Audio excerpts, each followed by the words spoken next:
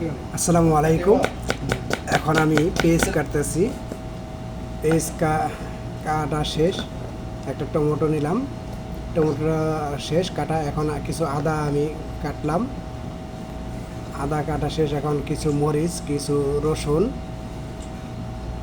নিলাম, রসুন দিয়ে এখন রসুন, মরিচ, আদা এগুলি এখন আমার ভালো করে ব্লেন্ডার করতে হবে। ব্লেন্ডার করার পর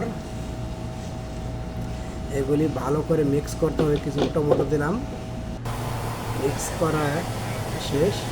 এখন আমি একটা কড়াই নিলাম, কড়াইয়ের ভিতরে কিছু তেল দিলাম। তেল দেওয়ার পরে কিছু এলাচ, দারচিনি এবং তেজপাতা দিলাম।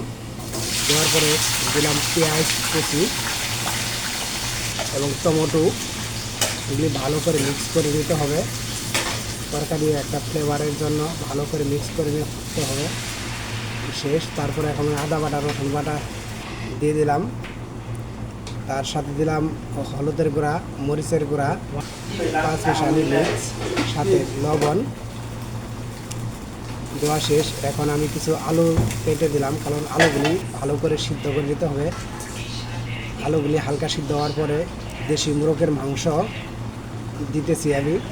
দেখতেই আছেন দেশি মোরগটা গত শুক্রবার চিকো থেকে কিনে আনছিলাম। এখন ভালো করে মিক্স করতেছি। মিক্স করা শেষ। এখন দেখতে পাচ্ছেন তরকারি কালারটা আসছে, কালারটা খুব সুন্দর হয়েছে। এখন আমি ওই কড়াইতে কিছু বাগার দেওয়ার জন্য রসুন বাটা, এলাচ আর জিরা দিলাম। এখন আমি এইগুলি দিয়ে মিক্স করলাম। এটার বলে বাগার বলে, অনেক জায়গায় তেলানি বলে, সেটি করলাম। দেখতেই আছেন ওই কড়াই থেকে করে ঢেলে দিলাম। এখন খাওয়ার পাল্লা। 2 ভাই ভাত নিয়েছি, সাথে দেশি মুরগির ঝোলের সাথে আলু দিয়ে, সেই মজা হয়েছে ইনশাআল্লাহ। যে ব্যাপার করে খেতে চান খাবেন ইনশাআল্লাহ, সেই মজা।